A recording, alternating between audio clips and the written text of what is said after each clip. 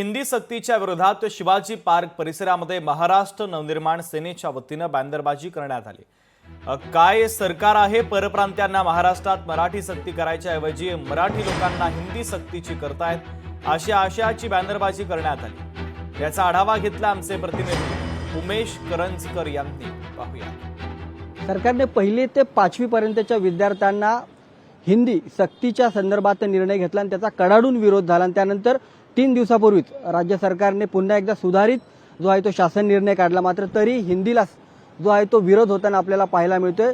खास करून महाराष्ट्र नवनिर्माण सेना पक्षाकडून या शासन निर्णयाला किंवा शासनाच्या आदेशाला कडाडून विरोध होताना पाहायला मिळतोय। आता मी दादर या सगळ्या परिसरात आहे। दादरच्या शिवाजी पार्क परिसरामध्ये पुन्हा एकदा महाराष्ट्र नवनिर्माण सेना पक्षाकडून हा जो आहे तो काळा बॅनर जो आहे तो लावण्यात आलेला आहे आणि याच्यावर ठळक अक्षरात लिहिलं आहे की काय सालं सरकार आहे परप्रांतीयांना महाराष्ट्रात मराठी सक्ती करायची ऐवजी मराठी लोकांनाच हिंदीची सक्ती करत आहे, असा हा आशयाचा बॅनर महाराष्ट्र नवनिर्माण सेनेकडून शिवाजी पार्क परिसरात लावण्यात आलेला आहे। त्यामुळे हिंदीची सक्ती का असा जो प्रश्न आहे तो राज ठाकरे असतील किंवा मग महाराष्ट्र नवनिर्माण सेना असेल यांच्याकडून उपस्थित केला जातोय आणि पुन्हा एकदा अशाच प्रकारची बॅनरबाजी जी आहे ती शिवाजी पार्क मैदानाच्या परिसरात केलेली पाहायला मिळते।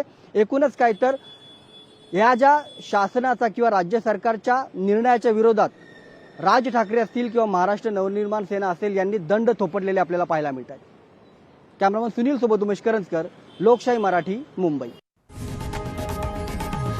लोकशाही मराठी ऐका, पहा, जागरूक रहा।